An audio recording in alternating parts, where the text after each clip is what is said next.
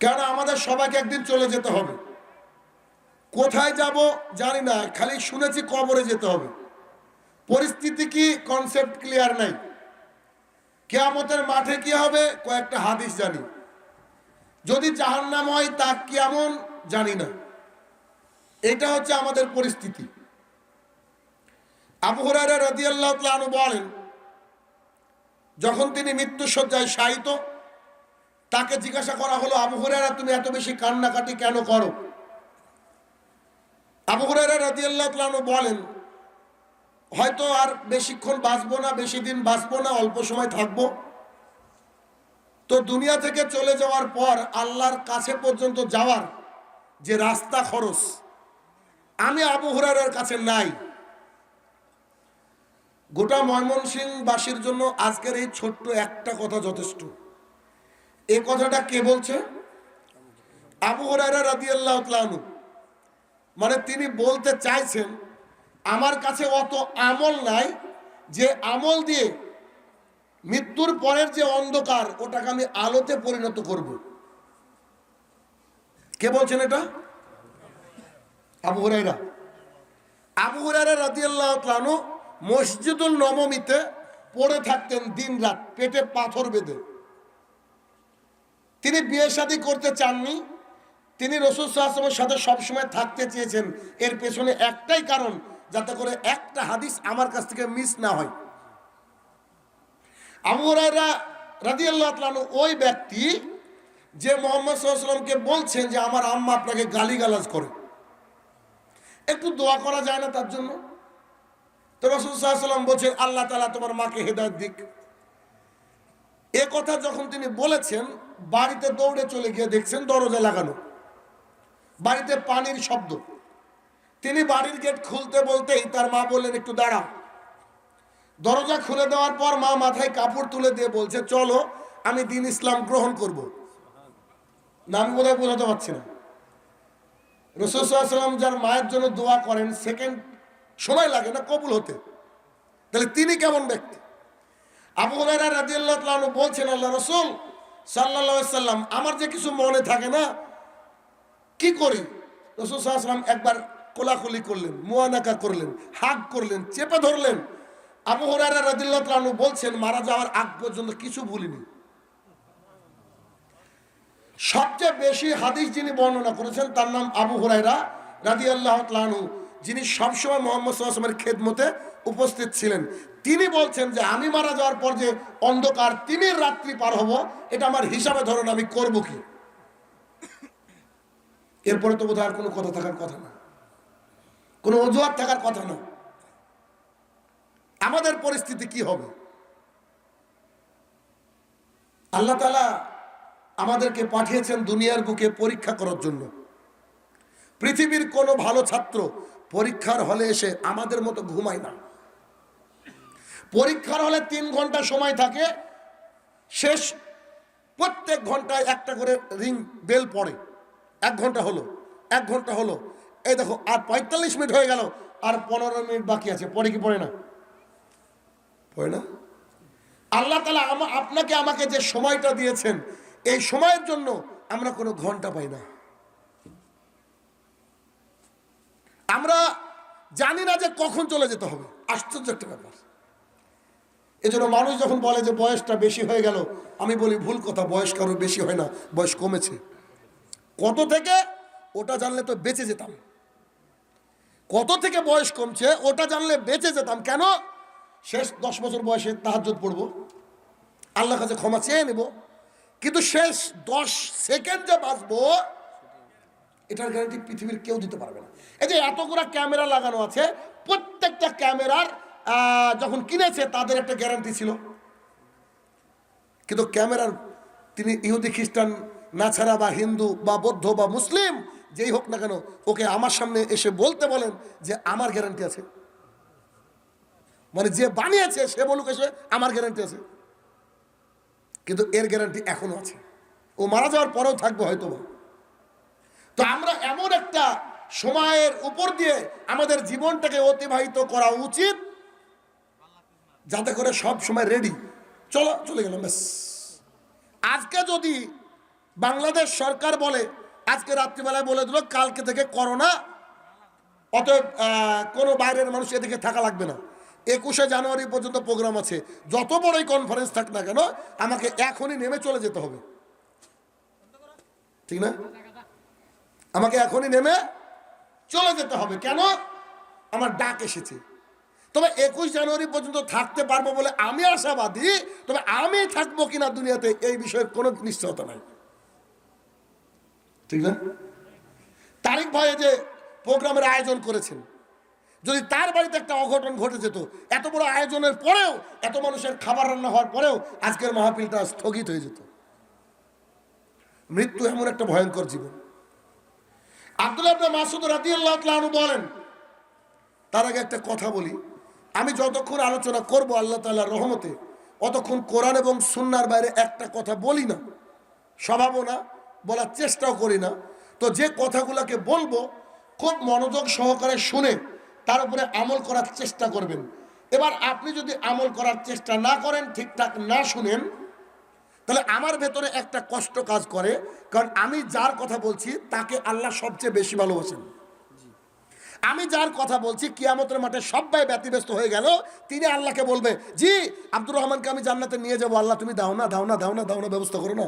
সেই মোহাম্মদ সাল্লাল্লাহু আলাইহি ওয়াসাল্লামের মুখের কথাগুলো বলি, সেই সময় আপনি আপনার অন্তর দিয়ে শুনবেন, কান দিয়ে শুনেন না তো আজকে কথা।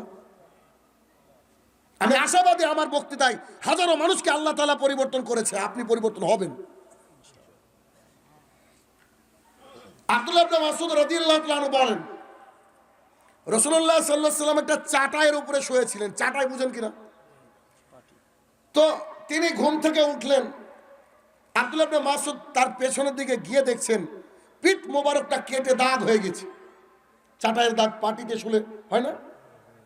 পৃথিবীর সবচেয়ে সুন্দর মানুষ, সবচেয়ে সুন্দর ফর্সা চেহারাওয়ালা মানুষ, দাগ হয়ে গেছে। রাসূল সাল্লাল্লাহু আলাইহি ওয়াসাল্লামকে নিজের সন্তানের চেয়েও যে ভালোবাসতে হবে। তো দেখার পরে বলছে, ইয়া রাসূলুল্লাহ সাল্লাল্লাহু আলাইহি ওয়াসাল্লাম, আপনি যদি একটু আগে আমাকে বলতেন তাহলে আমি একটু ব্যবস্থা করে দিতাম, একটা চাদর তো বিছিয়ে দিতাম। পিঠ মুবারকটা কেটে গিয়েছে, আমার যে কষ্ট হয় আপনার এই দৃশ্য দেখলে। আপনি কি করেছেন এটা, এটা আগে বলতে পারেননি? তখন মুহাম্মদ সাল্লাল্লাহু আলাইহি ওয়াসাল্লাম বলছে, আই বসো বসো বসো। জি বলেন। এই গাছটা দেখেছো তো? জি। একটা ঘোড়ার চালক ঘোড়া নিয়ে চলছে, অনেক রাস্তা পাড়ি দিয়ে খুবই শ্রান্ত হয়ে গিয়েছে, এই গাছতলায় একটু বিশ্রাম নিচ্ছে, রেস্ট করছে, জিরিয়ে নিচ্ছে। এরপরে রেস্ট নেওয়া হয়ে গেলে আবার ও ঘোড়া চালাচ্ছে। তো বলছে, জি। বলছে, আমরা আল্লাহর কাছ থেকে এসেছি, দুনিয়া ওরকম গাছের তলার একটা রেস্টের জায়গা, জিরানোর জায়গা, এরপর আবার আমাদেরকে আল্লাহর কাছে চলে যেতে হবে। তার মানে পৃথিবীর যে 60-70-80 বছরের জীবন, এটা একটু বিশ্রাম নেওয়ার মতো জায়গা। এতটুকু সময় যেমন বিশ্রামের জায়গায় মানুষ ঘর বাড়ি তৈরি করে না, বিশ্রামের জায়গায় চিরকাল থাকবে বলে মানুষ বসবাস করে না, ঠিক তেমনি এই পৃথিবীর বুকে আমাদেরকে ওইভাবে চলা উচিত যেমন করে আমি আজকে এখানে আছি, কালকে ফুলবাড়ি না কোথায় প্রোগ্রাম আছে, আমাকে চলে যেতেই হবে, ওটা আমার গন্তব্য। যতই বাংলাদেশ অনুযায়ী প্রোগ্রাম করি না কেন, একদিন আমার বাড়িতে যাওয়ার পরে শান্তি যেমন, ঠিক আমাদেরও শান্তি জুটবে আল্লাহর কাছে যাওয়ার পর। অথচ দুনিয়ার জন্য আমরা কত চিন্তা, কত কি করি, দুনিয়ার পরিস্থিতি কত অবস্থা এরকম। আসমা বিনতে আবি বকর রাদিয়াল্লাহু তাআলা আনহা বলেন, রাসূলুল্লাহ সাল্লাল্লাহু আলাইহি ওয়াসাল্লামের খুতবা শুনছিলাম, তিনি কবর সম্পর্কে আলোচনা করছিলেন। আমরা মহিলারা মসজিদের পেছনে বসতাম, কারণ মহিলাদের কাতার পেছনটা শ্রেষ্ঠ, পুরুষদের কাতার সামনেরটা উত্তম। এটা আমি বলে দিলাম, এটা হাদিসে নাই, অন্য হাদিস আছে, আপনাকে বুঝিয়ে দিলাম একটা মাসআলা। আমরা পেছনে বসেছিলাম, রাসূলুল্লাহ সাল্লাল্লাহু আলাইহি ওয়াসাল্লাম যখন কবর নিয়ে আলোচনা করছিলেন, সামনের মুসলমান ভাইরা এত বেশি কান্নাকাটি শুরু করে দিলেন, আমরা মহিলারা পেছনে বুঝতে পারলাম না যে রাসূল সাল্লাল্লাহু আলাইহি ওয়াসাল্লাম তারপরে কি বলেছেন, তারপরে কি বলেছেন, তারপরে কি বলেছেন। কবর, কিয়ামত, জাহান্নাম এ বিষয়ে আলোচনা শুনলে আপনার অন্তরে কষ্ট হবে, আপনার অশ্রু বিগলিত হবে, অন্তরটা বিগলিত হবে, আপনার চোখটা ছলছল করবে। এখানে এমন একজন মানুষও নাই যে কেউ কারোর জানাজা দেখেনি। পৃথিবীর সবাই সবারই জানাজা দেখেছে, অথচ গোরস্থানে যাওয়ার সময় আমরা মনে করি আমি ছাড়া সবাই মারা যাবে, আমি ছাড়া সবাই মারা যাবে। আল্লাহ সুবহানাহু ওয়া তাআলা কোরআনুল কারীমের মধ্যে বলছেন আল হাকুমুত তাকাসুর, মানুষ সম্পদ নিয়ে, বউ বাচ্চা নিয়ে, ব্যাংক ব্যালেন্স নিয়ে, পৃথিবীর বিষয় নিয়ে আত্মভোলা থাকে, আত্মমগ্ন থাকে। কেমন? আজকে সকাল থেকে এই পর্যন্ত আল্লাহ তাআলার কাজ আমরা কতটুকু করেছি, আর সকাল থেকে এই পর্যন্ত পৃথিবীতে বাঁচবো, ছেলে মেয়ে কি করে সংসার করবে, বাড়িতে কি করে সংসার চলবে, তা হিসাব করতে গেলে আপনার যদি দেখি আমি, তাহলে ৯৯টা আমরা এই দুনিয়ার কাজই করেছি, 1% আখিরাতের কাজ করেছি কেউ করতে পারেনি। আল্লাহ তাআলা ঠিকই বলছেন। আল্লাহ কি বলছেন? আল হাকুমুত তাকাসুর হাত্তা যুরতুমুল মাকাবির, তোমরা কতক্ষণ আত্মভোলা থাকো? যতক্ষণ না কবরের মাটি দেখেছো। এক লোক মারা যাচ্ছে, মারা যাওয়ার সময় তাকে বলছে আপনার শেষ ইচ্ছাটা কি? তো বলছে যে সবই ঠিক আছে, সব মেয়ের জামাইরা ভালো কাজ করে, কিন্তু আমার ছোট মেয়ের জামাইকে যদি একটু ২-৫-১০ লাখ টাকা দিয়ে যেতে পারতাম, এই ৩ কানি জমি দিয়ে যেতে পারতাম, তাহলে বোধহয় ওরা একটু সুখে থাকতো। সর্বশেষ ইচ্ছা নাকি ওর ওইটা।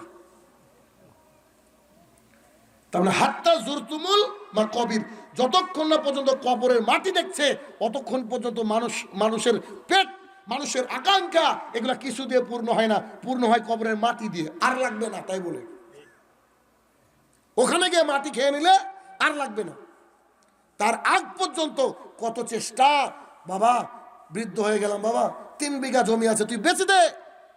শাহিনুর রহমানকে জিজ্ঞাসা কর কি করে ভেলুরে যেতে হয়, চেন্নাই যেতে হয়, ট্রিটমেন্ট করে বাঁচবো, বয়স ৭১। মৃত্যু থেকে আমরা পলায়ন করার চেষ্টা করি, কিন্তু আমরা এত বোকা, আমরা জানি না যে মৃত্যু থেকে আমরা কেউ বাঁচবো না। আবু হুরায়রা রাদিয়াল্লাহু তাআলা আনহু বলেন, রাসূলুল্লাহ সাল্লাল্লাহু আলাইহি ওয়াসাল্লাম বলেছেন, সাদ রাদিয়াল্লাহু তাআলা আনহু যখন পৃথিবীর বুক থেকে চলে যাচ্ছেন, আল্লাহ তাআলার আরশটা থরথর থরথর করে কেঁপে উঠেছে।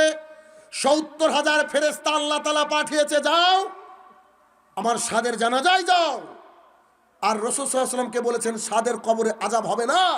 রাসূল সাল্লাল্লাহু আলাইহি ওয়াসাল্লাম জানাজায় উপস্থিত হওয়ার পর দেখছে যে এদিককার মাটি ওদিককার মাটি একেবারে চেপে ধরতে যাচ্ছে। তখন তিনি বলছেন সুবহানাল্লাহ, আলহামদুলিল্লাহ, আল্লাহু আকবার। সাহাবায়ে কেরামরা অবাক হয়ে বলছে, বলেন কি আপনি তো সুবহানাল্লাহ, আলহামদুলিল্লাহ, আল্লাহু আকবার এখানে বলেন না? তো রাসূল সাল্লাল্লাহু আলাইহি ওয়াসাল্লাম বলছেন, আল্লাহ তাআলা আমাকে বলেছিলেন যে এর কবরে আযাব হবে না, দেখলাম তার দিকেও মাটি ধেয়ে আসছে। পৃথিবীর কেউ বাদ যাবে না কবরে আযাব থেকে, সবারই কবরে আযাব হবে। মৃত্যুর পরে ভয়াবহ 3টে পর্যায়, তার প্রথম পর্যায় হচ্ছে কবর, খুব মুশকিল। ওসমান রাদিয়াল্লাহু তাআলা আনহু, যাকে গানি বলা হয়, ৩০,০০০ লোক রয়েছে, সৈনিক রয়েছে, তো বলছে যে যান আমি 3 মাস খাওয়াবো ১৫,০০০ সৈনিককে, যান আপনার একটা করে উট অথবা ঘোড়া দিয়ে দেবো, কত কি লাগবে আপনি আমাকে বলেন না খালি। এমন একজন সাহাবী যিনি একই এরকম মজলিসে বসে 7 বার জান্নাতের সার্টিফিকেট পেয়েছেন। তো তিনি কবর দেখলে বাচ্চা ছেলের মতো কাঁদতেন, কবর দেখলে বাচ্চা ছেলের মতো কাঁদতেন। তার চাকর হানি একবার জিজ্ঞাসা করে, ঘটনা কি? জাহান্নামের কথা বলেন, তখন তো কাঁদেন না। কবর দেখলে বাচ্চার মতো কেন আপনার চোখ দিয়ে অশ্রু বহন করেন, অশ্রু ঝরে যায়? তখন তিনি বলছেন, আমি মুহাম্মদ সাল্লাল্লাহু আলাইহি ওয়াসাল্লামকে বলতে শুনেছি, আল কবরি আওয়ালু মানজিল মিন মানাজিল আল আখিরাহ, কবর হচ্ছে আখিরাতের প্রথম ধাপ। কবর হচ্ছে আখিরাতের প্রথম ধাপ। কবর হচ্ছে আখিরাতের প্রথম ধাপ। যদি কেউ কবরে আটকে যায়, তার বিচারের মাঠ খুব জটিল এবং কঠিন হয়ে যাবে, আর তার থাকার জায়গা জাহান্নাম। আমি টেনশনে পড়েছি, আমি কি বাঁচতে পারবো? যাকে রাসূলুল্লাহ সাল্লাল্লাহু আলাইহি ওয়াসাল্লাম 7 বার জান্নাতের সার্টিফিকেট দিয়েছেন। আনাস রাদিয়াল্লাহু তাআলা আনহু বলেন, রাসূলুল্লাহ সাল্লাল্লাহু আলাইহি ওয়াসাল্লামকে জিজ্ঞাসা করা হলো, who is the most intelligent person in this world? এই পৃথিবীতে সবচেয়ে বুদ্ধিমান মানুষকে? আপনি বলবেন যে ছেলেটা চাকরি করে, আপনি বলবেন যে ছেলেটার ব্যাংক ব্যালেন্স রয়েছে, আপনি বলবেন যে লোকটা কোটিপতি। রাসূলুল্লাহ সাল্লাল্লাহু আলাইহি ওয়াসাল্লাম বলছেন, পৃথিবীর সবচেয়ে বুদ্ধিমান মানুষ হচ্ছে ওই যে প্রতিদিন বারবার মৃত্যুকে স্মরণ করে। প্রতিদিন মৃত্যুকে বারবার যে স্মরণ করে সেই সবচেয়ে বুদ্ধিমান মানুষ। না খালি শুনবেন আর মাথা ঝুঁকাবেন হবে না, মানতে হবে। আমাদের একজন আমার কাকা একটা, তিনি পাক্কা হানাফিদের মধ্যে ছিলেন। এক সময় আমার বিরুদ্ধে অনেক কিছু চেষ্টা করেছিলেন, তার জন্য দোয়া করেছিলাম। আল্লাহকে বলেছিলাম, আল্লাহ তুমি তো উমরকে হেদায়েত দিয়েছো, তুমি আমার কাকাকে হেদায়েত দিতে পারো না? উনি মুফতি আনবেন আমার বিরুদ্ধে, খালি ফাঁকা স্ট্যাম্প পেপারে সিগনেচার করে নিয়ে গিয়েছেন। আল্লাহ তাআলা তাকে হেদায়েত দিয়েছেন। আমার দোয়া কি কার দোয়া জানি না। হেদায়েত দেওয়ার পর তিনি আমার এত কাছের, আমার বাড়ি আর আমার যে মসজিদ আমি করেছি, আমার বাড়ির ছাদে উঠে মসজিদে হেঁটে যাই। কত কাছে! আমার বাড়ি থেকে মসজিদে যেতে সময় লাগে 10 সেকেন্ড না, তাও বল 5 সেকেন্ড লাগবে। আমার স্ত্রী দোয়া করেছিলেন আল্লাহর কাছে যে আল্লাহ আমার বাড়ি পাশে যেন মসজিদ হয়, আমি যেন খুতবা শুনতে পাই। আল্লাহ ওটা হয়তো কবুল করেছে। তো তিনি খুব কান্নাকাটি করতেন ফজরের পরে, যখন সবাই চলে যেত খুব কান্নাকাটি করতেন। আমি একদিন চাচাকে সকালবেলায় হাঁটতে গিয়ে মর্নিং ওয়াক করতে গিয়ে বললাম, চাচা এখন কেনে লাভ নাই, আল্লাহ থাকে না এখানে, আল্লাহ অন্য জায়গায় চলে যায়। 1 নম্বর আসমানে আল্লাহ আসে, আল্লাহ তখন থাকে না, চলে যায়। মানে তাকে হয়তো মজা করে বললাম। কথা বলার পরে বললাম যে কানতে হবে তখন যখন আল্লাহ থাকে, যখন আল্লাহ ডাকে। যদি তো আল্লাহ যেখানে থাকুক না কেন আল্লাহ শুনতে পায়, দেখতে পায়। তো চাচা বলছে আমার যে ডায়াবেটিস বেটা। আমি বললাম আমি একটা পদ্ধতি বলছি, চেষ্টা করেন তো। আজকে ফজরের 8 ঘন্টা আগে অ্যালার্ম দেন। আপনি বিতিরটাকে পড়বেন না, হাতে রাখেন, 2 রাকাত সালাত আদায় করেন, তারপরে বিতিরটাকে পড়ে নেন 10 থেকে 15 মিনিট, যত পারবেন আল্লাহকে কানেন। তো আল্লাহর কাছে কানেন। তো ঠিক আছে বেটা, আমি তারপরে ভোরে হাঁটতেও যেতে হবে, 2 বাপ বেটা আমরা যাবো ইনশাল্লাহ। প্রায় 6 মাস আল্লাহ তাআলা সময় দিয়েছিলেন তাহাজ্জুদ পড়ার। গত রমাদান, তার আগের রমাদানে 13ই রমাদানে সম্ভবত করোনা হয়েছিল কিনা জানি না, ওনার কাছে অনেক মানুষ ভিড়েননি। আমার হাতের শেষ পানিটুকু খেয়ে পৃথিবী থেকে চলে গিয়েছেন। প্রচুর টাকার মালিক, অনেক টাকার মালিক। আমাকে যে গোপনে কত দিতেন আল্লাহ ছাড়া কেউ জানে না। তো সেই লোক যখন চলে গেল, হয়তো আমার বাড়ির লোক লাইভ দেখতে পারে, ওই চাচা মারা যাওয়াতে আমি যত দুঃখ পেয়েছিলাম আমার বাপ মারাতে অত দুঃখ পাবো না। মানে তিনি আমার ইসলামের যা খেদমত করেছেন আমার এলাকায়, যে কঠিন সিচুয়েশন। চাচাকে একদিন বলছি, চাচা এই যে খাটিয়াটা আপনার টাকায় তৈরি, গোরস্থান কিনতে সবচেয়ে বেশি টাকা দিয়েছেন, কাকা কে যে খাটিয়ায় প্রথম উঠবে? কাকার সাথে গল্প করতাম, তিনি প্রথম যাত্রী। 3 টাকায় কেনা খাটে আজকেও আছে আমার মসজিদে। তো তিনি হচ্ছে আমাদের গোরস্থানের প্রথম বাসিন্দা। আমাদের এলাকায় আমরা যে সহি তরিকার 5 জন মিলে আমাদের এলাকাকে আমরা পরিচালনা করি, 5 জন আমরা, তার মধ্যে আমি একটা, ব্রাদার রাহুল একটা, খালেদ ইমরান মুকুল একটা, মনিরুজ্জামান রিপন একটা, আর আমাদের সাবির ভাই একজন। এই 5 জন যে পরিচালনা করি আমরা, এই 5 জনের কেনা মানুষের দানের গোরস্থানের প্রথম বাসিন্দা আহাদুল মন্ডল, আমার কাকা। তো আমার বাড়ির থেকে বাজারে যাওয়ার রাস্তা আছে 2টো। একটা আছে বর্ডার রাস্তা, বর্ডার রোড, মানে আমার বাড়ির থেকে বাংলাদেশ দেখা যায়, বাংলাদেশের লোক কি কাজ করছে না দেখা যায়। আর তার পাশ দিয়ে হচ্ছে মেন রোড। আমার চাচা যেদিন মারা যায়, আমি কেন এই কথাগুলো বলছি, একটা হাদিসকে মূল্যায়ন করার জন্য। যেদিন মারা যায় আমার চাচা, সেদিন থেকে বাংলাদেশে আসার আগ পর্যন্ত একদিনও আমি মেন রোড দিয়ে বাজারে যাইনি। প্রত্যেক দিন আমি বর্ডার রোড দিয়ে বাজারে গেছি। 2টো কারণ। এক, রাসূল সাল্লাল্লাহু আলাইহি ওয়াসাল্লামের কাছে জিজ্ঞাসা করা হলো সবচেয়ে বুদ্ধিমান মানুষ কে? তিনি বললেন যে বারবার মৃত্যুকে স্মরণ করে। আমি একটু বুদ্ধিমান হওয়ার চেষ্টা করি, যদি ভুলে যাই চাচার কবরটা দেখলে তো মনে হবে একেবারে রাস্তার ধারে। 2, যাতে করে আমি আমার চাচার জন্য দোয়া করতে পারি। তিনি কালো মানুষ ছিলেন। যখন তিনি মারা গেলেন, আমার এলাকায় বহু মানুষ জানাজা পড়তে এসেছিল। সেটা হচ্ছে একটা অন্যতম জানাজা। এলাকার মানুষ, প্রায় মানুষ আমার বিরোধিতা করে, কিন্তু ওই জানাজায় সবাই সেদিন কেঁদেছিল আমার কিছু কথায়।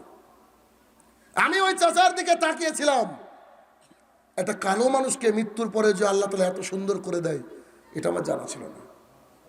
আমার দেখে মনে হয়েছে তিনি জান্নাতি, আমার ব্যক্তিগত মত। হে আমার প্রতিপালক, তার ভুল ত্রুটি ক্ষমা করে তুমি জান্নাতুল ফেরদৌসের মেহমান বাড়ি নাও, আল্লাহুম্মা আমিন। কবর খুব ভয়ঙ্কর জায়গা, খুব কঠিন জায়গা। আনাস ইবনে মালিক রাদিয়াল্লাহু তাআলা আনহু বলেন, রাসূলুল্লাহ সাল্লাল্লাহু আলাইহি ওয়াসাল্লাম বলেছেন, কোন ব্যক্তি যখন কোন ব্যক্তিকে দাফন করে তারপরে ফিরে, কবর খুব কঠিন জায়গা। কতজনকে নিজে হাতে কবর দিয়েছিলাম, আসিনি আমরা কতজনকে, কিন্তু শুধু পরিবর্তনটা আমাদের ওই কয়েকদিনও না, একটা দিনের জন্য পরিবর্তন হয়, তারপরে আবার আগের মতো হয়ে যায়। আবার আমাদের সুদ ঘুষের লেনদেন, আবার জর্দা খাওয়া, আবার পান বিড়ি ইত্যাদি বিক্রি করা, আমাদের আবার হারাম ইনকামের দিকে চলে যাওয়া, আবার যুবকরা অনৈতিক কাজের সাথে জড়িয়ে পড়া, আবার যুবকরা গুপ্ত প্রেমে নিজেকে বিলীন করে দিচ্ছে।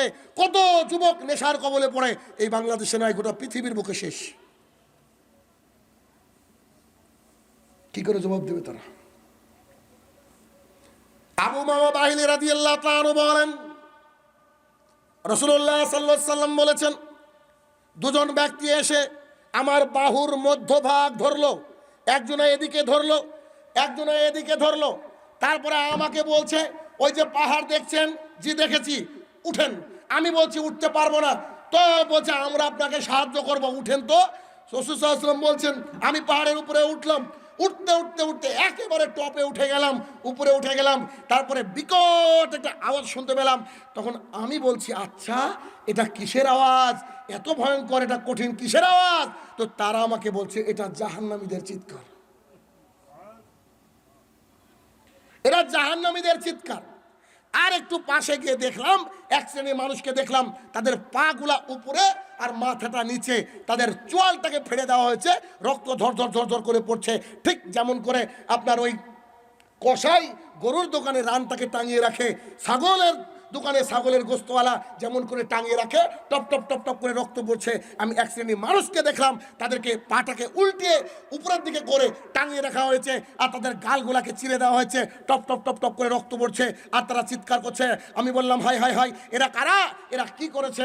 তো বলছে, এরা রমাদান মাস যখন এসেছে, রমাদান মাসে ইফতারের পূর্বে ইফতার করেছে। অর্থাৎ যারা রমাদান মাসে সিয়াম পালন করেনি, যারা রমাদান মাসে মিথ্যা কথা বলেছে।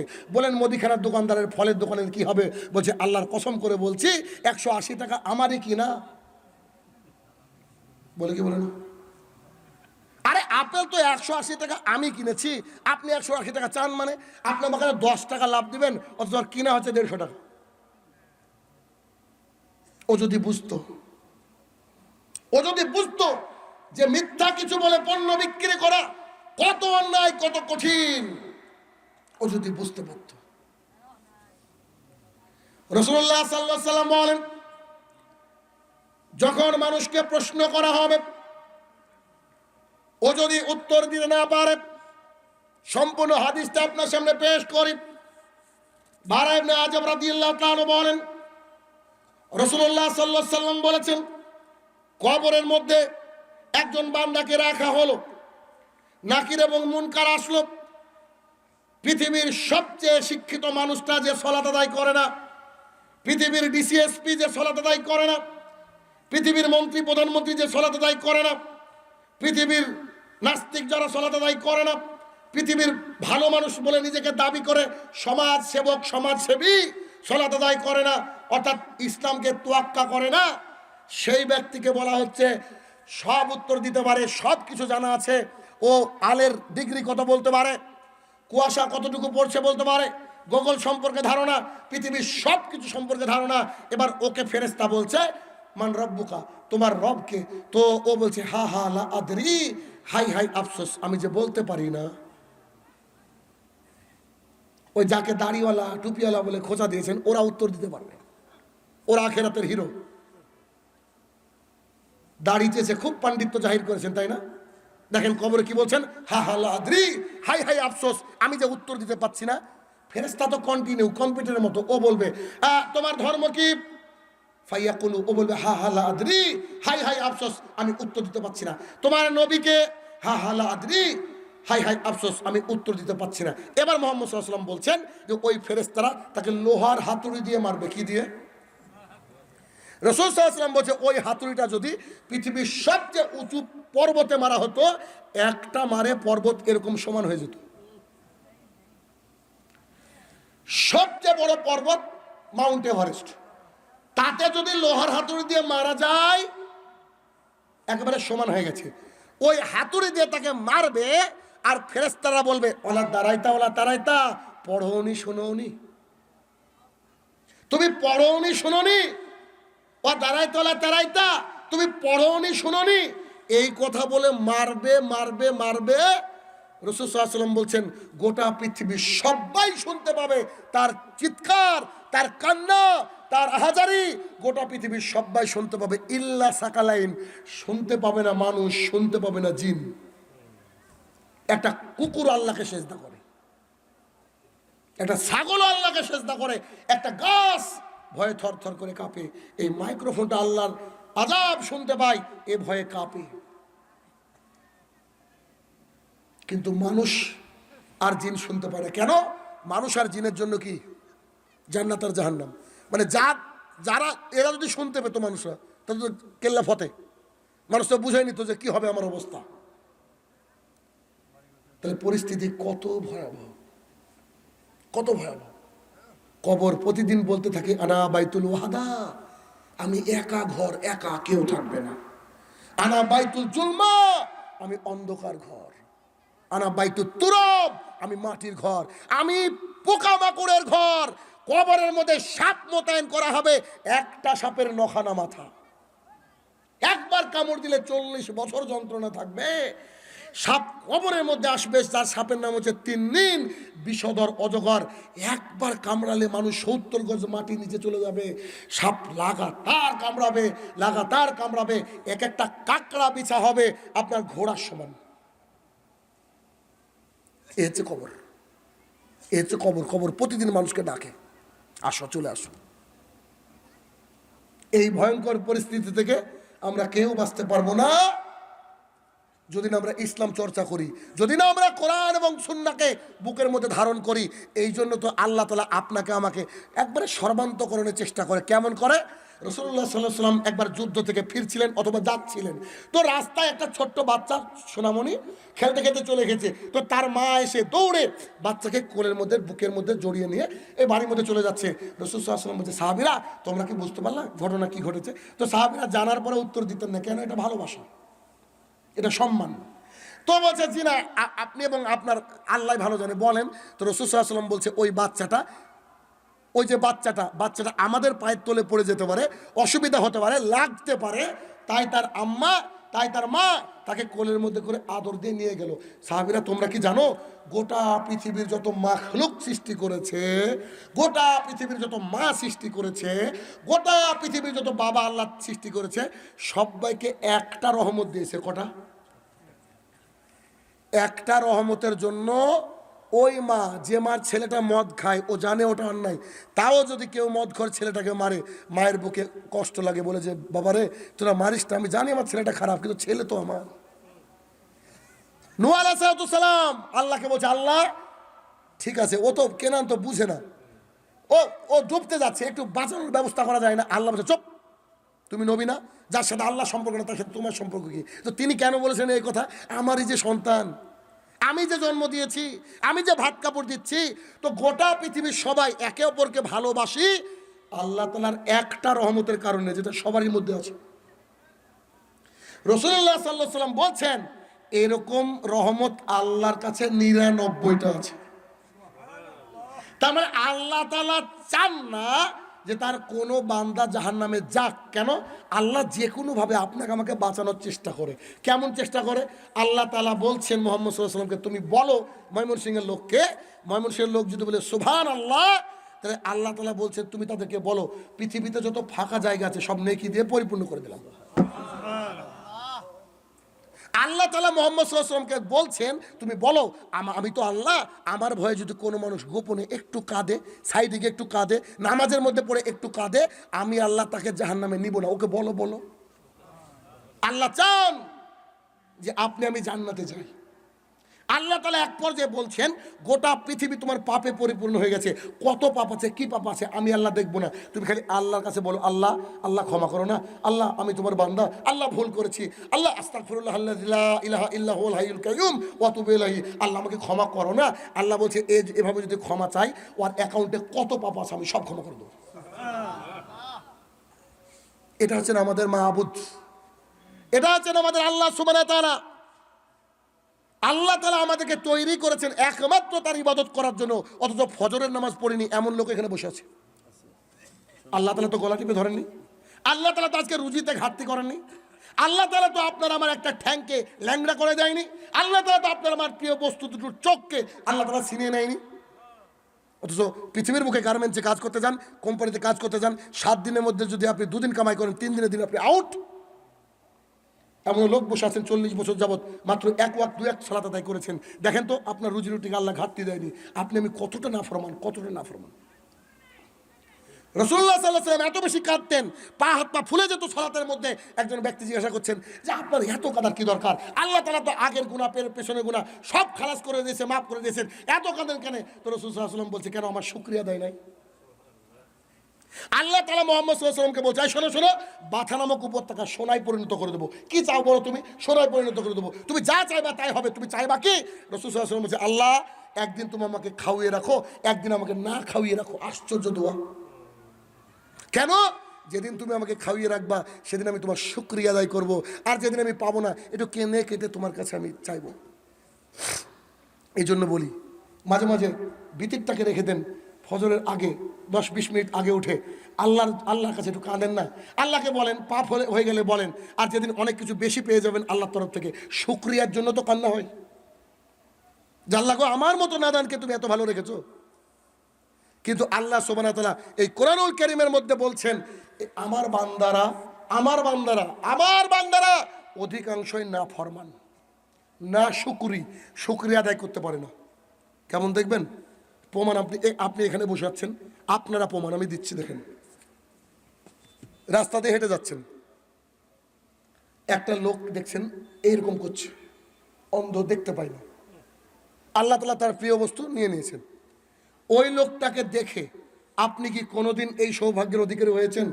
আপনি কি আল্লাহকে মনে মনে বলেছেন আল্লাহ হে আমার প্রতিপালক, তাকে দুটো চোখ দাওনি মাবুদ, আমাকে এত বড় সম্পদ দিয়েছো মাবুদ, আমাকে তুমি দুটো চোখ দিয়েছো, তোমার আমি কি করে শুকরিয়া আদায় করব? হে আমার প্রতিপালক তুমি শিখেছো আলহামদুলিল্লাহ বলা, এটুকুই বলি মাবুদ। আমার যে চোখ রয়েছে, আমাকে যে এত বড় সম্পদ দিয়েছো মাবুদ, ওই ব্যক্তিকে দেওনি আল্লাহ গো, শুকরিয়া আদায় করছি। হে আমার প্রতিপালক ওই যে রেল স্টেশনে ওই লোকটাকে শুয়ে দেখলাম তার দুটো পা নাই, হে আমার প্রতিপালক এত সুন্দর দুটো পা দিয়েছো মাবুদ। হে আমার প্রতিপালক ওই লোকটাকে দেখলাম তার ডান হাতটা তুমি দাওনি, সে খাবার কি করে খায়, কি করে পোশাক পরে মাবুদ, আমাকে তুমি সুস্থ রেখেছো, আমাকে তুমি ভালো রেখেছো। হে আমার প্রতিপালক তোমার আমি কি করে শুকরিয়া সুজুদ আদায় করব, আমি ভাষা পাচ্ছি না। বলেছে আমরা কেউ? বলেছি? কেউ বলে? কেউ বলেনি। আল্লাহ তাআলা সুস্থ একটা হাত দিয়েছে, সুস্থ দুটো চোখ দিয়েছে, তবু আমরা আল্লাহ তাআলা শুকরিয়া আদায় করি না। আল্লাহ তাআলা বলছে আমার বান্দারা বেশিরভাগই না শুকরি করে। দেখেন করি কিনা আমরা? না শুকরি করে আমরা সবসময়। অত কবরে বাঁচতে গেলে কবর থেকে পৃথিবীর কেউ বাঁচতে পারবে? ফেরাউন বাঁচতে পারেনি। আল্লাহ তাআলা বলছে সকালবেলায় আর সন্ধ্যাবেলায় কবরের মধ্যে ফেরাউনকে আমি জাহান্নামের আগুনকে পেশ করি আর বলি এই হচ্ছে আগুন, দেখ এরপরে মহা আগুনের মধ্যে তোকে ঢেলে দেওয়া হবে। কবর মানে বাড়ির পেছনে 5 তলা 3.5 হাত গর্তের নাম নয়। কবর মানে হচ্ছে কি, এখন মারা গেলেন, এখন থেকে কিয়ামত পর্যন্ত এই সময়টার নাম হচ্ছে কবর। 1 2 নম্বর স্টেজ, যেদিন কেউ কাউকে চিনতে পারবে না। আল্লাহ সুবহানাহু ওয়া তাআলা বলছেন, একটা হাদিস আপনার জন্য যথেষ্ট, যদিও কালকে বলে খেয়েছি হাদিসটা। আবু সাঈদ খুদরি রাদিয়াল্লাহু তাআলা আনহু বলেন রাসূলুল্লাহ সাল্লাল্লাহু আলাইহি ওয়াসাল্লাম বলেছেন কিয়ামতের মাঠে আল্লাহ সুবহানাহু ওয়া তাআলা যখন সমস্ত মানুষ উপস্থিত হয়ে যাবে, বিলিয়ন ট্রিলিয়ন মানুষ, সারা পৃথিবীর সমস্ত মানুষ উপস্থিত হয়ে যাবে, আল্লাহ তাআলা বলবে, আদম, হে আমার প্রতিপালক, আমি রেডি, আপনি বলেন কি বলবেন বলেন। আল্লাহ তাআলা বলবে, তুমি তোমার সন্তানদের মধ্য থেকে জাহান্নামীদেরকে আলাদা করে দাও, জাহান্নামীদেরকে আলাদা করে দাও। আদম আলাইহিস সালাম আল্লাহ তাআলাকে বলবে, হে আমার প্রতিপালক, কি করে হিসাব করব? আল্লাহ তাআলা বলবে, 1999 জন জাহান্নামী। এই বাক্য শোনার পরে যাদের 17-18 বছর বয়স পাশে থাকবে, শুনবে, তারা 80 বছর বৃদ্ধে রূপান্তরিত হয়ে যাবে। একটা ঘোষণা শুনে মানুষ বৃদ্ধ হয়ে যাবে, যুবক। যার পেটে বাচ্চা নেই, যে মা মারা গিয়েছিল, ওর বাচ্চা খসে পড়বে, ও বুঝতে পারবে না। একটা ঘোষণা শুনে, একটা মা তার বাচ্চাকে দুধ দিচ্ছিল, ছোটবেলায় বাচ্চাটা মারা গিয়েছিল। কিয়ামতের মাঠে আল্লাহ তাআলা জুলুমকে হারাম করে নিয়েছেন, তো আল্লাহ তাআলা ব্যবস্থা করেছে, তুই তোর মার দুধ খা। এই দুধ খাচ্ছিল, সেই বাচ্চাটা কোল থেকে পড়ে যাবে, মা বুঝতে পারবে না। রাসূলুল্লাহ সাল্লাল্লাহু আলাইহি ওয়াসাল্লাম বলছেন, তাদেরকে দেখে মনে হবে সবাই নেশা করে এসেছে, ঠিকঠাক হাঁটতে পারছে না, ডিসব্যালেন্স হয়ে যাচ্ছে, কথার মধ্যে আড়ষ্টতা ভাব হয়েছে। আল্লাহ তাআলা বলছে, মুহাম্মদ সাল্লাল্লাহু আলাইহি ওয়াসাল্লাম, তুমি মানুষকে বলে দাও, এরা কেউ মাতাল না, আমার আযাব এত কঠিন, আমার আযাবটাই এতটাই কঠিন যে এদের অবস্থা এইরকম, এদের পরিস্থিতি এটা এরকম। রাসূল সাল্লাল্লাহু আলাইহি ওয়াসাল্লাম এমনি তো আপনার আমার জন্য কেঁদে যাননি।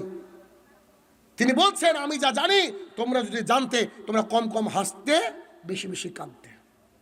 এই কাদাওয়ালা লোকের লিস্ট পৃথিবীতে করলে হাতে গোনা, অথচ বাঁচার জন্য এর বিকল্প আর তো নাই। আবু হুরায়রা রাদিয়াল্লাহু তাআলা আনহু বলেন, রাসূলুল্লাহ সাল্লাল্লাহু আলাইহি ওয়াসাল্লাম বলেছেন, কিয়ামতের মাঠে জাহান্নামকে টেনে নিয়ে আসা হবে, জাহান্নামকে টেনে নিয়ে আসবে 490 কোটি ফেরেশতা। জাহান্নাম চিৎকার করবে, আর সবাই সেদিন বলবে, ইয়া নাফসি, ইয়া নাফসি, আল্লাহ আমার কি হবে, আল্লাহ আমার কি হবে। এটা কে বলবে? আদম আলাইহিস সালাম। কে বলবে? নূহ আলাইহিস সালাম। কে বলবে? ইদ্রিস আলাইহিস সালাম। কে বলবে? ঈসা আলাইহিস সালাম। কে বলবে? আব্দুর রাজ্জাক বিন ইউসুফ। কে বলবে? মতিউর রহমান মাদানী। কে বলবে? ডক্টর জাকির নায়েক। কে বলবে? পৃথিবীর সবাই এই কথা বলবে, কেউ কাউকে বাঁচানোর জন্য পারবে না। এই শব্দের অর্থ কি? আল্লাহ আজকে আমাকে বাঁচাও, আজকে আমাকে বাঁচাও।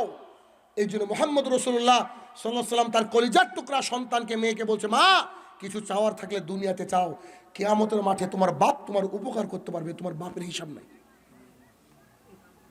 মুহাম্মদ সাল্লাল্লাহু আলাইহি ওয়াসাল্লাম তার নিজের মেয়েকে বলছে। বলেন, কে বাঁচাবে আমাদেরকে? বাঁচানোর রাস্তা আছে? কেউ তো চিনবে না আমাদেরকে। আমার আব্বা আমাকে দেখলে পালিয়ে যাবে, আমার আম্মা আমাকে দেখলে পালিয়ে যাবে, সবাই নেশাগ্রস্ত। সেদিন আমরা বাঁচতে পারবো শুধুমাত্র আমল থাকলে। কিয়ামতের মাঠ থাকবে ভয়ানক অন্ধকার। যার সালাত আছে, যার সিয়াম আছে, যার সাদাকা আছে, এগুলো আলো করে রাখবে। যে যতটুকু করেছে অতটুকু আলো পাবে কিয়ামতের মাঠে। খুব কঠিন পরিস্থিতি হবে সেদিন, খুব কঠিন পরিস্থিতি হবে। মানুষকে দেখে মনে মনে নেশাগ্রস্ত। ওদিকে মুহাম্মদ রাসূলুল্লাহ সাল্লাল্লাহু আলাইহি ওয়াসাল্লাম দাঁড়িয়ে থাকবেন হাউজে কাউসারের কাছে, একটা মগ নিয়ে, যেটাতে পানি পান করাবে।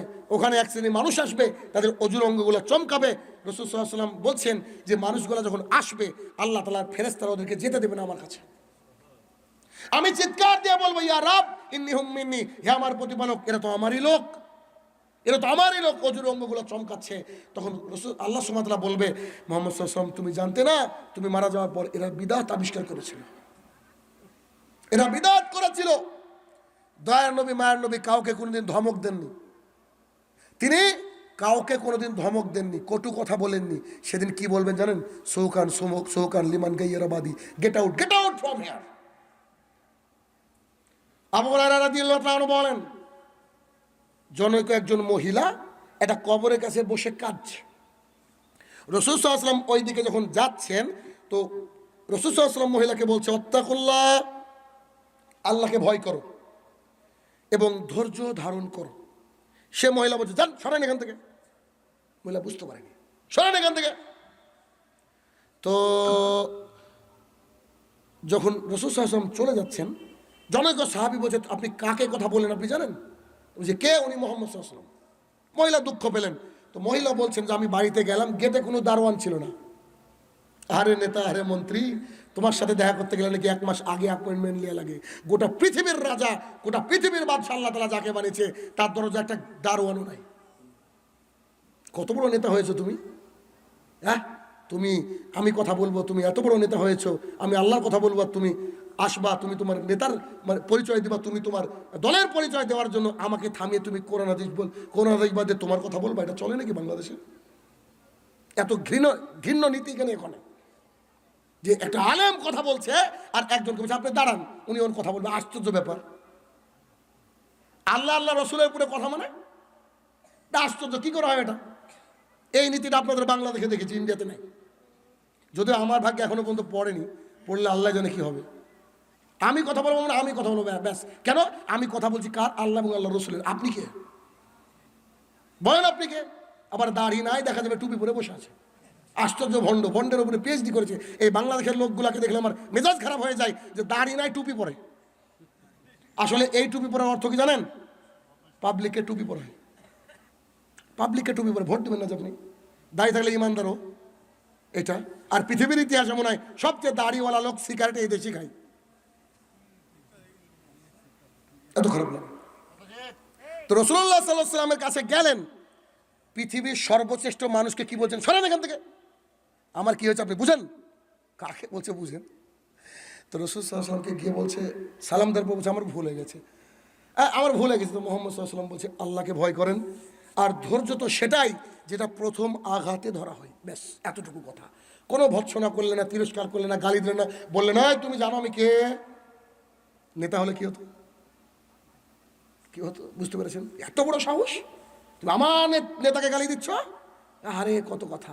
রাসূল সাল্লাল্লাহু আলাইহি ওয়াসাল্লাম বলছে শোনো, আল্লাহকে ভয় করো, এবং ধৈর্য তো তাই যেটা প্রথম আঘাতে ধরা হয়। সেটা হচ্ছে মুহাম্মদ সাল্লাল্লাহু আলাইহি ওয়াসাল্লাম। কিয়ামতের মাঠে তিনি ছাড়া শাফায়াত কারণে বেলা কেউ নাই। তিনি তার নিজের মেয়েকে বলছে আমি তোমার কিছু করতে পারবো, আমি জানি না।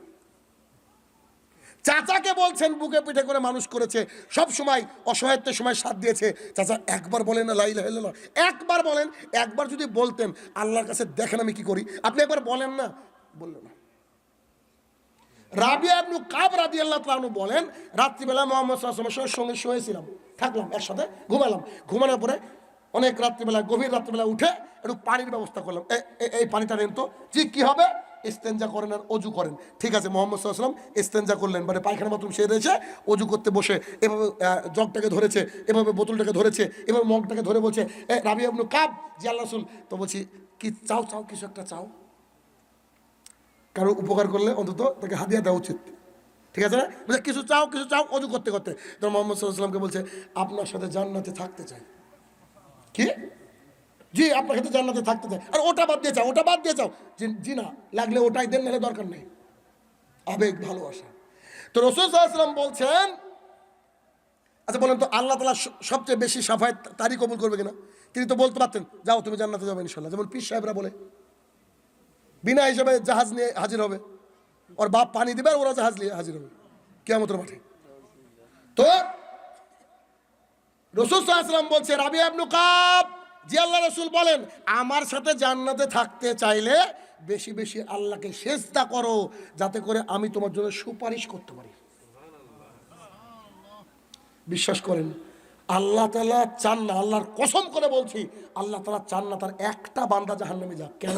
আল্লাহ তাআলা এমন কিছু আমল আমাদেরকে শিখিয়ে দিয়েছেন, খালি জান্নাতে যাওয়ার রাস্তা, খালি জান্নাতে যাওয়ার রাস্তা। কেমন?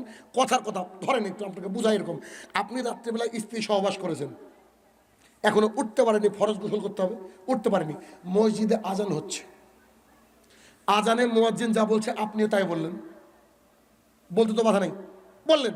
বলার পরে এবার দরুদে ইব্রাহিম পড়লেন, তারপরে আল্লাহুম্মা রাব্বা হাযিহি দাওয়াতি তাম্মা, এই যে দোয়াটা আছে এই পর্যন্ত পড়লেন। অজুও করেননি, মানে এই অবস্থায় পড়বেন কি পড়বেন এটা বলছি না। আমি বলতে চাইছি এমন একটা আমল যার জন্য অজু প্রয়োজন নেই, যার জন্য রেডি হওয়া প্রয়োজন নেই। সালাত আদায় করতে রেডি হতে হয় কিনা? আপনি ঘুমিয়ে আছেন, লেপের মধ্যে আছেন, হঠাৎ করে আজান, ও আজান পড়ছে মানে এবার আপনি উত্তর দেন। বাড়িতে শুয়ে আছেন, এখনো যাননি, যাবেন কিনা সন্দেহ, এখন আপনি শুয়ে শুয়ে ঠান্ডার মধ্যে কাঁপছেন আর পড়ছেন, ও যা বললো তাই বললেন। আচ্ছা, তারপরে কি করলেন? দরুদ ইব্রাহিম, তারপরে বিশেষ দোয়া পড়লেন। এবার মোহাম্মদ সাল্লাল্লাহু আলাইহি ওয়াসাল্লাম কি বলছে শুনেন। রাসূল সাল্লাল্লাহু আলাইহি ওয়াসাল্লাম বলছে, তোমাকে জান্নাতে নিয়ে যাওয়া আমার জিম্মেদারি। বুঝেননি? তোমাকে জান্নাতে নিয়ে যাওয়া আমার জিম্মেদারি। তুমি শুধু আজানের জবাব দিয়ে দোয়াটা পড়ো, আমি দায়িত্ব নিয়েছি কি করে নিয়ে যেতে হয় আমি দেখবো। মোহাম্মদ সাল্লাল্লাহু আলাইহি ওয়াসাল্লাম, সেই আল্লাহ তাআলা কি আমাদেরকে জাহান্নামে দিবেন? নিশ্চয় দিবেন না, তাই না? আল্লাহ তাআলা তো বেশি কিছু চাইনি। আনাস রাদিয়াল্লাহু তাআলা বলেন, রাসূলুল্লাহ সাল্লাল্লাহু আলাইহি ওয়াসাল্লাম বলছেন, কিয়ামতের মাঠে একটা মানুষকে সবচেয়ে নিম্ন শাস্তি দেওয়া হবে এক জোড়া স্যান্ডেল জাহান্নামের। যখনই স্যান্ডেলটা পড়বে মাথার মগজটা টকবক টকবক করে গলে গলে পড়ে যাবে। জাহান্নামের সর্বনিম্ন শাস্তি, কথা মনে বোঝাতে পারছি না। জাহান্নামের সর্বনিম্ন শাস্তি কি? এক জোড়া স্যান্ডেল দিবেন, যেটা হচ্ছে জাহান্নামের। কোন হাতে খেয়েছে জাহান্নামের খালি ফিতা, যখন পায়ের মধ্যে ঢুকাবে কি হবে? টকবক টকবক করে উপর থেকে মগজগুলা যেমন হাড়ির মধ্যে থেকে পানি পড়ে, মগজগুলা খুলে খুলে পড়বে। এইরকম জাহান্নামের সর্বনিম্ন শাস্তিপ্রাপ্ত ব্যক্তিকে ফেরেশতা গিয়ে বলছে, আপনাকে যদি ময়মনসিংহ না, বাংলাদেশ না, গোটা পৃথিবীর সমান সম্পদ এখন দেওয়া হয়, গোটা বলেন পৃথিবীর সমান সম্পদ এখন দেওয়া হয়, আপনি এই সম্পদ নিয়ে কি করবেন? তো সেই ব্যক্তি বলবে, আপনি এই সম্পদের বিনিময়ে আমাকে জাহান্নাম থেকে বাঁচান। কথা বোঝাতে পারছি না? তারিকুল ভাই যখন আপনাদের কাছে চাইছিলেন টিউবওয়েল লাগবে, এই লাগবে, সেই লাগবে, আরে ভাই অনেক মানুষই তো আছে দেওয়ার মতো, আছে না? অনেক মানুষ আছে দেওয়ার মতো। তিনি বলে বলে বিভিন্ন হাদিস বলে বিভিন্ন রকম করে আপনাদের কাছ থেকে টাকাটাকে তোলার চেষ্টা করছিল। অথচ কিয়ামতের মাঠে ওই আপনি সর্বনিম্ন শাস্তি যদি ভোগ করার অধিকারী হন, তো আপনি সেদিন বলবেন, আল্লাহ হে আমার প্রতিপালক, একবার পাঠিয়ে দেন আর সম্পদ দেন, আল্লাহর কসম করে বলছি সবগুলোকে দান করে দেবো। কিন্তু এখন বেঁচে আছেন, আপনি বুঝতে পারবেন না। না, আপনি দানই করবেন না, আপনি বুঝতে পারবেন না, আপনি দানই করবেন না। জি, আমি শাহিনুর রহমান, আল্লাহ তাআলা আমাকে অন্তরের দিক দিয়ে অনেক বড় লোক করেছেন। আমি বহু জালসায় বলেছি, আপনারাও সাক্ষী থাকেন, আল্লাহ তাআলা যদি কোনোদিন আমাকে 1 বিঘা জমি কেনার ক্ষমতা দেয়, সেদিনই আমি অর্ধ বিঘা দান করব ইনশাআল্লাহ। আমি শাহিনুর রহমান, বুঝতে পারেন না আমার কথা? এ কথার অর্থ আপনি কি বুঝেন না? আমার কাছে কিছু নাই, আমার কাছে কিছু নাই। যেদিন আমি কিনবো ওই দিনে দান করব। কেন? ছেলেকে মানুষ করছি, মেয়েকে মানুষ করছি, তাদের জন্য ইনকাম করছি, কষ্ট করছি। আরে কিয়ামতের মাঠে আমার জন্য ঘোড়ার ডিম রাখলাম নাকি আমি? বুদ্ধিমান বাবা হলে জমি জমা যাই হোক না কেন, যেটা রেখে মারা যাবে, মারা যাওয়ার পর ওর ছেলে 7 দিনের মধ্যে ভাগ বাটোয়ারার জন্য রেডি হয়ে যাবে। 8 দিনের মধ্যে মৌলবীর কাছে গিয়ে ফতোয়া নেবে, বাবার 8 বিঘা জমি 3 ভাই বোন কটটুক করে পাবো, এই কথা বলবে। অথচ ও গিয়ে দেখবে ওর জন্য ঘোড়ার ডিম। বুদ্ধিমান বাবা যারা, তাদেরকে আমি মাঝে মাঝে বলি, একটু স্বার্থপর হন। কেমন স্বার্থপর? ওই যে বললাম না, কিয়ামতের মাঠে আমার মা আমাকে চিনতে পারবে না, আমার বাবা আমাকে চিনতে পারবে না। যদি এই কেস হয়, এই পরিস্থিতি হয়, তাহলে মানুষের কি, ওই বাবার, বুদ্ধিমান বাবার উচিত মাদ্রাসায়, খালি সুলাইমানের এই মাদ্রাসায় কেন, তারিক ভাইয়ের মাদ্রাসা কেন, আপনি যখনই মৌকা পাবেন কাউকে না কাউকে কিছু দান করবেন। কেননা আর সাদকাতু বুরহান, দান হচ্ছে দলিল। কিয়ামতের মাঠের পরিস্থিতি, সবচেয়ে নিম্ন শাস্তিপ্রাপ্ত ব্যক্তি কি বলছে, যে গোটা পৃথিবী আমাকে দিয়ে দিলে এখন আমি দান করে দিতাম। অনেক সম্পদ আছে, আপনি এখন দিতে পারবেন না। কেন? হাত্তা জুরতুমুল মাকাবির, কবরে মাটি দেখেন নিজে। আর কবরে মাটি যখন দেখবেন তখন আপনি শেষ। আমি যে আমার চাচার কথাটা বললাম না একটু আগে, আমার কাকার কথাটা, এমন কোনো দিন না তিনি দান করতেন না। প্রচুর দান করেছেন গোপনে গোপনে, কিন্তু তার পরিবারের খবর কি জানেন? এখন 2টো ছেলে, বাবা মারা যাওয়ার পর্যন্ত এ যাবৎ পর্যন্ত 1 টাকা দান করেছে বলে আমার মনে হয় না। বলেন এই লাখ কোটি টাকার সম্পদ করে থেকে কি করেছে ও? আমার মনে হয়, এমন জানে মনে হয় তার পরিবার লোক তার জন্য দোয়া করে কিনা সন্দেহ, আমি বাদ দিয়ে। কি বলছেন আপনি? সম্পদ কাজে আসবে? সারাদিন আজকে যা ইনকাম করেছেন, এখন মরেন, আপনার বড় ছেলে মেজো ছেলে 3জন দাঁড়িয়ে বলবে, কিরে বাপকে কাফন দিতে হবে, কে দিবে টাকা? আপনার ছেলে বলবে, দেখেননি বাস্তবতা আপনি? এমনও লাশ আছে, লাশকে রেখে ওই বলছে, দাঁড়া ভাই খিলগাঁওতে থাকে, ঢাকায় থাকে, আসছে, ভাগ বাটোর হবে, তারপরে বাবার লাশ কবরে যাবে। দেখেননি দৃশ্য আপনি? এরপর আপনাদের বুদ্ধি হয় না? এরপরে বিবেক খুলে না যে আমাকে দান করতে হবে? কিয়ামতের মাঠে আস-সাদকাতু বুরহান, দান হচ্ছে দলিল। কেমন? কিয়ামতের মাঠে মানুষ যখন থাকবে তখন ফেরেশতাকে বলবে, এই যে দান করেছে, এই যে দলিল, এই যে দলিল। তখন ফেরেশতা বলবে, কোথায় দান করেছিলাম? এখানে। আচ্ছা ঠিক আছে। তখন আপনাকে জান্নাতে পাঠাবে।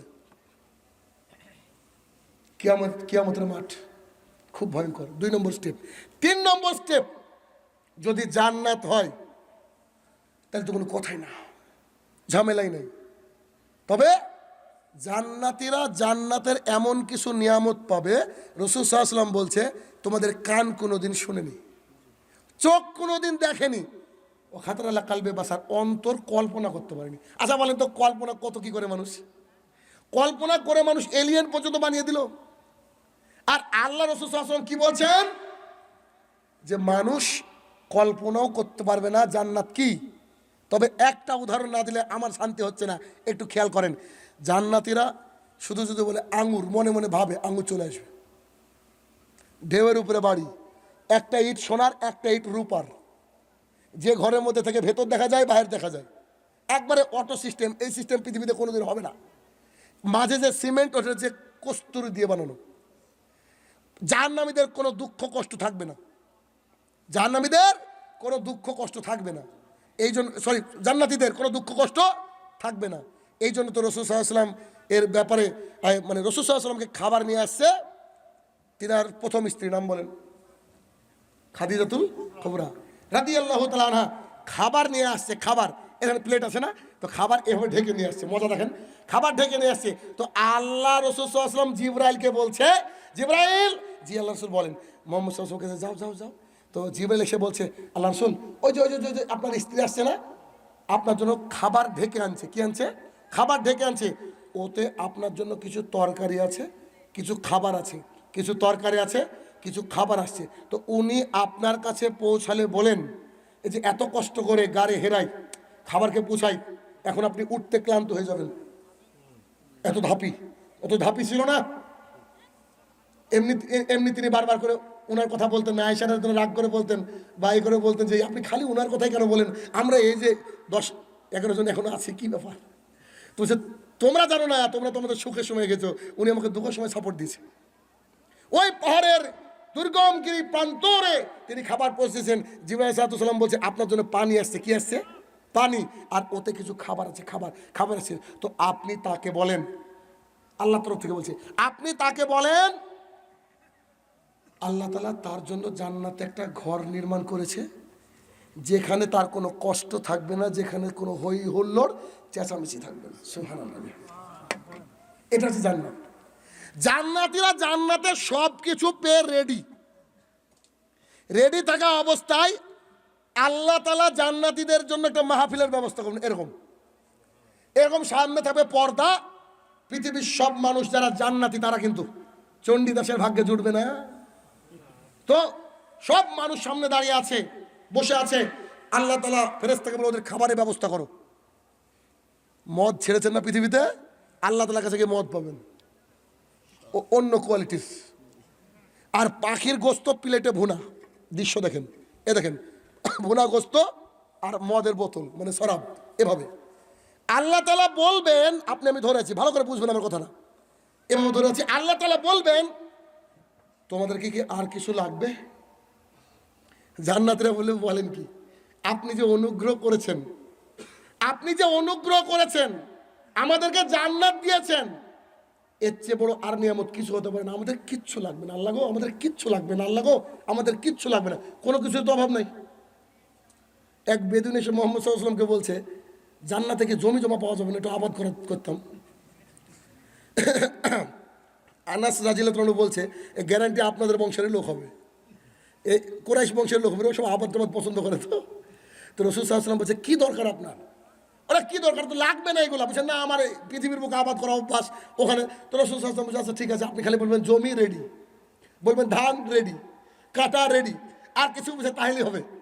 মানে বুঝতে পারছেন না, কৃষক মানুষ। তো এবার শরাবের বোতল আর এই অবস্থা।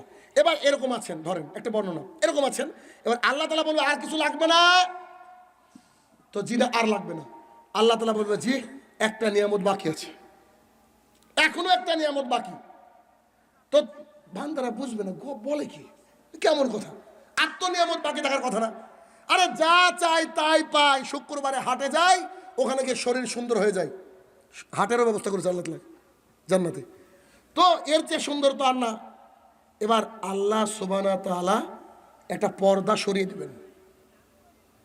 কথা বুঝেন বোধহয়? পর্দা সরিয়ে দেবেন, হাতে খাবার, ঠিক আছে না? পর্দা সরিয়ে দেবেন, আল্লাহ তাআলাকে দেখে খাবার পড়ে যাবে, এটা পড়ে যাবে, সব পড়ে যাবে, মানুষ তাকিয়ে থাকবে। আল্লাহ জানে কোটি বছর তাকিয়ে থাকবে। কাকে দেখছে? আল্লাহ তাআলাকে। সুবহানাল্লাহ। আরে আল্লাহ সুবহানাহু ওয়া তাআলাকে দেখার পর বলবে, আল্লাহ আর নিয়ামত কিচ্ছু দরকার নাই, খালি আপনাকে দেখবো, আর কিচ্ছু নাই, সব ডিলিট, কিচ্ছু লাগবে না জান্নাতের, খাবো না, কিচ্ছু করবো না, স্ত্রীও দরকার নাই, হুর দরকার নাই, খালি আপনাকে এক নজর দেখবো। আপনি একটু দাঁড়িয়ে থাকেন না, খালি দেখবো, খালি দেখবো। আল্লাহ গো, আল্লাহ সুবহানাহু ওয়া তাআলা বলবে, আমি যে আল্লাহ তোমরা কি করে জানলা, কি করে বুঝলা? আল্লাহ সুবহানাহু ওয়া তাআলা তার কাপড়টা, পায়ের গোছাটাকে তুলে ধরবেন। সবাই তখন আল্লাহ সুবহানাহু ওয়া তাআলার পা দুটো দেখে আমরা সবাই সেজদায় পড়ে যাব।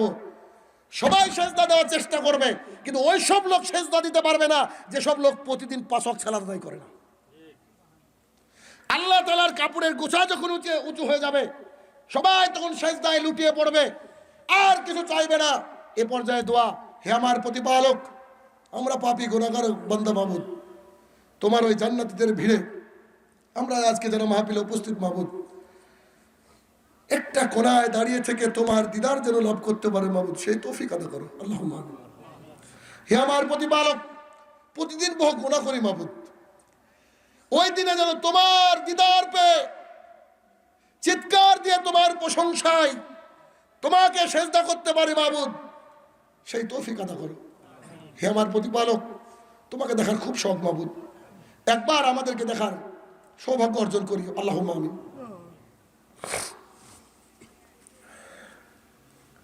কিয়ামতের মাঠ, তারপরে জান্নাত। এ হচ্ছে জান্নাতের একটা নরমাল বর্ণনা। জান্নাতের বর্ণনা করলে সারা রাত চলে যাবে, কিচ্ছু হবে না, শেষ। এবার যদি কোনো ব্যক্তির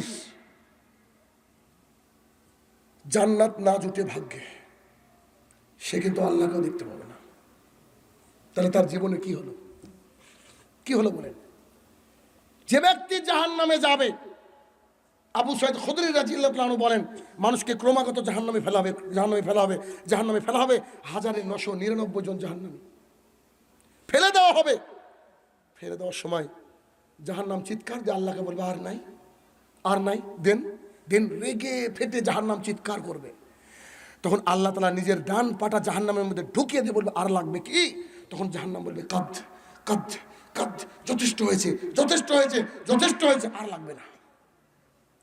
জাহান্নামের এক অংশ আর এক অংশকে ধরে ধরে খাবে, আর জান্নাতও ফাঁকা থেকে যাবে। আল্লাহ তাআলা নিজের উপরে জুলুমকে হারাম করে নিয়েছেন। আল্লাহ সুবহানাহু ওয়া তাআলা জান্নাতের মধ্যে নতুন নতুন মাখলুক সৃষ্টি করে দেবেন। তাহলে এই জাহান্নাম ভয়াবহ জাহান্নাম, যেখানকার আগুন এখনো মালিক নামের একটা ফেরেশতা কন্টিনিউ সে আগুনকে উস্কাচ্ছে এখনো। রাসূল সাল্লাল্লাহু আলাইহি ওয়াসাল্লাম বলছেন, পৃথিবীর আগুনকে আরো 69 গুণ দিয়ে যদি গুণ করা হয়, তাহলে কিন্তু জাহান্নামের আগুন ওঠা।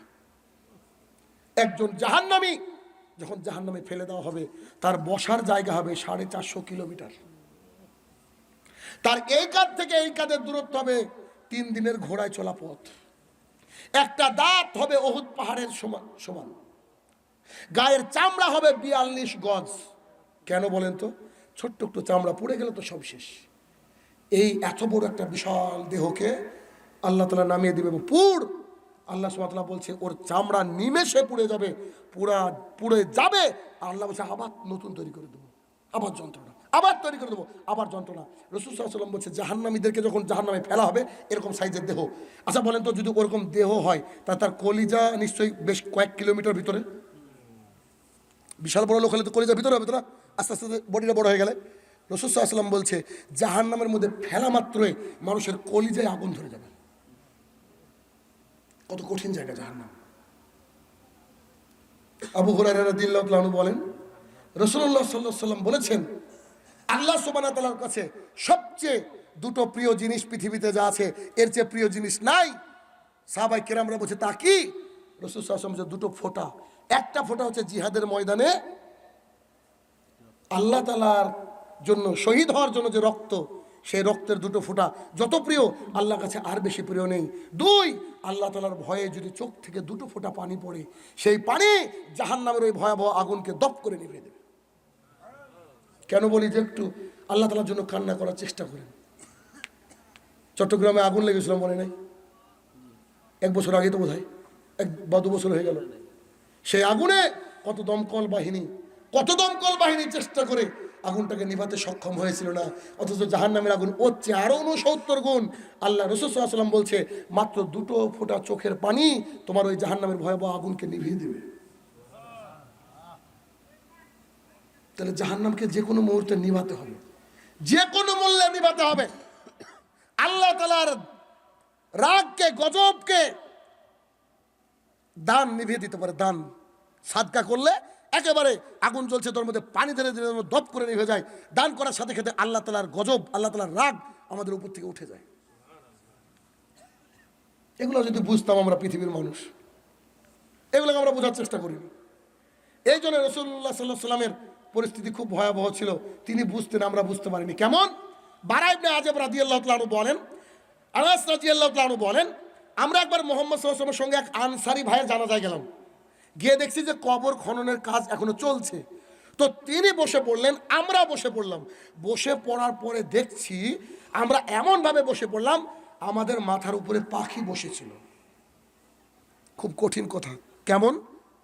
দেখবেন আমরা এত ডাকাত, এত খারাপ, এত শয়তান, আমরা গোরস্থানে যখন লাশ নিয়ে যাই তখনও গল্প করি। কি মিথ্যা বলছি? গোরস্থানে যখন লাশকে নিয়ে গিয়ে দাফন করার ব্যবস্থা করা হচ্ছে, একসাথে তো সব মানুষ আটে না ওইখানে, তাই না? তো কিছু লোক ওই গোরস্থানে দাফন করছে, মানে কবর মাটি দিচ্ছে, আর কিছু লোক বলছে এই আনারসের জমিটা কার গো? সুবহানাল্লাহ, কত বড় সাহস ওর, কত বড় সাহস ওর! আবার নিজের পরিবার ছেলে মেয়ে নিয়ে গল্প করে না? কি দেখেন না এগুলো দৃশ্য? কি দেখেন না আপনারা? এই দৃশ্য ঘটে, ওদিকে মাটি দিচ্ছে, এদিকে গল্প হচ্ছে, দুনিয়ার গল্পে ব্যস্ত। রাসূল সাল্লাল্লাহু আলাইহি ওয়াসাল্লামের সাহাবীরা বলছে আমরা এমনভাবে বসে গেলাম, পাখিতে মনে করেছে আমরা গাছের গুড়ি।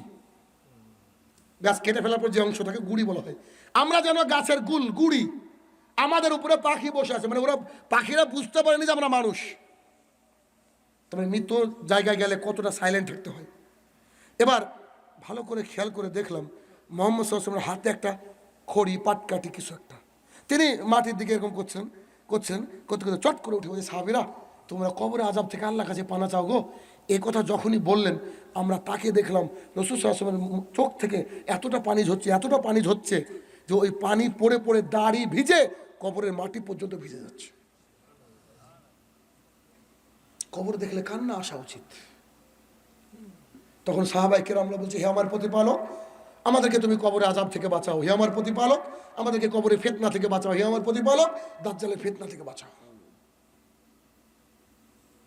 পরিস্থিতি কত ভয়াবহ, কত জটিল।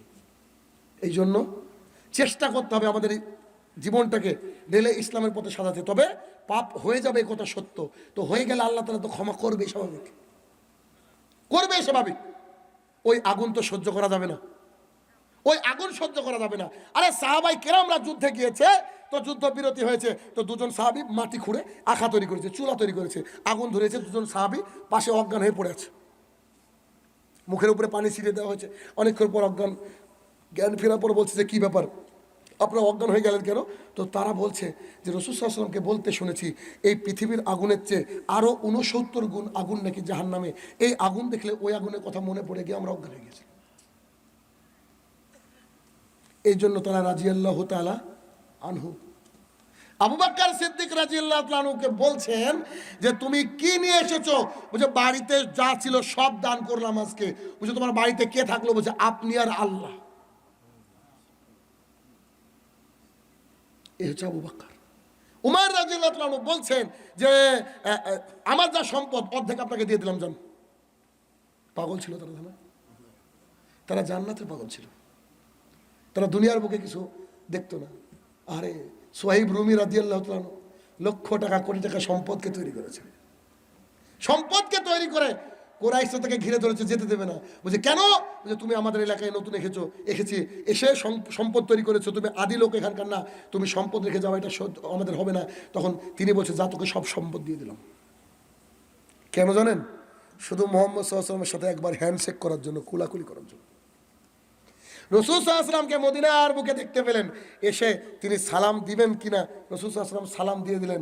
উত্তর দেওয়ার পরে মোহাম্মদ সাল্লাল্লাহু আলাইহি ওয়াসাল্লাম বলছে, সোহাইব, ব্যবসায় খুব লাভ করেছো, ব্যবসায় খুব লাভ করেছো। রাসূল সাল্লাল্লাহু আলাইহি ওয়াসাল্লামকে জড়িয়ে ধরে কান্নার মধ্যে বলছে, আল্লাহ রাসূল, আমি ভেবেছিলাম ঘটনা খুলে বলবো, তার আগে যে জিবরাইল জানিয়ে দিয়েছে, আমি আর কি করে বলবো।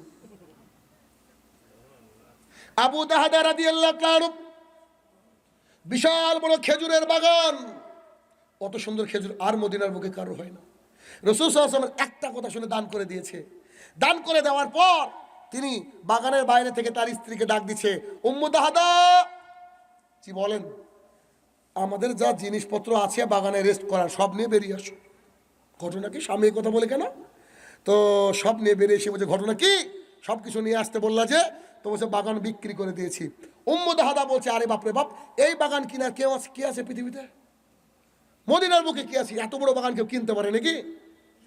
সবচেয়ে কোটিপতি তখনকার, বুঝেননি বোধহয়, ওইটাই তো ব্যবসা। সবচেয়ে ভালো বাগানের মালিক যদি হয়, তাহলে আমি এখন বলি, সাপোজ প্রধানমন্ত্রীর বাড়ি আমি কিনলাম, এ কথা মানাই? গরিব মানুষ আমি, মানাই কি? এখন যদি আমি বলি যে প্রধানমন্ত্রীর বাড়ি আমি কিনে নিয়েছি, কেমন লাগবে না? তো বলছি যে আমাদের বাগানে আবার কে কিনলো, কে আছে? তখন বলছে, আমি জান্নাতের বিনিময়ে বিক্রি করে দিয়েছি। তখন তার স্ত্রী কি বলছে জানেন? আরে আমার স্বামী যে এত বুদ্ধিমান, আমি তো আজকে জানলাম। হ্যাঁ, সুবহানাল্লাহ, আপনার আমার স্বামী হলে কি বলতো, চল তুই বাড়িতে, তোর ব্যবস্থা করি। এত বড় সাহস! অথচ তার স্ত্রী বললেন যে আমার স্বামী এত বুদ্ধিমান, জান্নাতে একটা গাছের বিনিময়ে, এটা বাগানের বিনিময়ে বিক্রি করে দিয়েছে। আল্লাহ সুবহানাহু ওয়া তাআলা নিজে হাতে জান্নাতীদের জন্য গাছ লাগিয়ে রেখেছেন, সেই গাছকে ঢেকে রেখেছেন মোড়ক দিয়ে, কেউ স্পর্শ করতে পারে না। রাসূল সাল্লাল্লাহু আলাইহি ওয়াসাল্লাম বলেছে, আল্লাহ তাআলা জান্নাতে যে গাছ রেখেছেন, ওই গাছের ছায়াকে কেউ যদি মনে করে অতিক্রম করব, ছায়াকে মারিয়ে ওই পারে যাব, তো সে লোক যদি 40 বছর যাবৎ ঘোড়া চালায়, গাছের ছায়া শেষ হবে না। কথা বুঝছেন? অতএব আলোচনা আর না লম্বা করি, কারণ ফজরের সালাত সবাইকে উঠতে হবে, ওটা জরুরি আমাদের। কথা বোঝা গেল? হে আমার প্রতিপালক। আর তার আগে একটা ছোট্ট কথা বলে দিই, এই ভাইয়ের মাদ্রাসায় সামান্য কিছু দানের দরকার, আপনারা দিয়েছেন, আরো বেশি বেশি দিবেন। এটা ভাইয়ের জন্য না, শুধুমাত্র আপনাদের জন্য। আমি বলে গেলাম, এখন কি করবেন আপনার ব্যাপার। ওমর দিয়েছে, আবু বকর দিয়েছে, উসমান দিয়েছে, কি করবেন আপনার ব্যাপার। তারা বুঝতো, তারা দিন বুঝতো, তারা দিয়েছে। আল্লাহ তাআলা সবাইকে দান করার তৌফিক আদা করুক, আল্লাহুম্মা আমিন। হে আমার প্রতিপালক, আমরা যেন যারা আলোচনা শুনলাম, যারা আলোচনা করলাম, সবাই যেন জান্নাতুল ফেরদৌসের মধ্যে একসাথে এভাবেই তোমার দিদার করতে পারি, সেই তৌফিক আদা করো, আল্লাহুম্মা আমিন। হে আমার প্রতিপালক, এতক্ষণ যে আলোচনা করলাম মাবুদ, প্রত্যেকটা আলোচনার পরে সর্বপ্রথম আমি, তারপরে আমার দর্শক যারা এখান থেকে দেখছেন, মিডিয়ার মাধ্যমে দেখছেন মাবুদ, সবাই যেন সম্পূর্ণ মেনে নিতে পারি, সেই তৌফিক আদা করো, আল্লাহুম্মা আমিন। হে আমার প্রতিপালক, আমরা পাপী গুনাহগার বান্দা মাবুদ, প্রতিদিন কত পাপ করি। তোমার রহমত ছাড়া জান্নাতে যাওয়া খুবই কঠিন মাবুদ। তুমি আমাদেরকে তোমার রহমতের ছত্রছায়ায় নিয়ে আমাদেরকে জান্নাতে যাওয়ার তৌফিক আদা করো, আল্লাহুম্মা আমিন। হে আমার প্রতিপালক, যারা মাদ্রাসায় বাচ্চা দিচ্ছে এবং দিবে, তাদের অন্তরকে তুমি উন্মুক্ত করে দাও, আল্লাহুম্মা আমিন। হে আমার প্রতিপালক, এই মাদ্রাসা থেকে যেন দিনের দায়ী, আগামী দিনের দায়ী ইলাল্লাহ বেরোতে পারে, সেই তৌফিক আদা করো, আল্লাহুম্মা আমিন। মাটির তলে যারা শায়িত আছে মাবুদ, তাদের খবর আমরা কেউ পাই না। হে আমার প্রতিপালক, যারা দোয়ার মোহতাজ, আমাদের মাধ্যমে, আমাদের দোয়ার মাধ্যমে তাদেরকে তুমি কবরের আযাবকে লঘু করে দিয়ে জান্নাতের মেহমান বানিয়ে দাও, আল্লাহুম্মা আমিন। হে আমার প্রতিপালক, ডক্টর জাকির নায়েক যেন গোটা বিশ্ব জুড়ে আবারও দাওয়াতের প্ল্যাটফর্মে সে দাওয়াতের কাজ করতে পারে, সেই তৌফিক আদা করো, আল্লাহুম্মা আমিন। আসসালামু আলাইকুম ওয়া রাহমাতুল্লাহি ওয়া বারাকাতুহু। আলহামদুলিল্লাহ, মাশাআল্লাহ, জাযাকাল্লাহু খায়রান। অত্যন্ত গুরুত্বপূর্ণ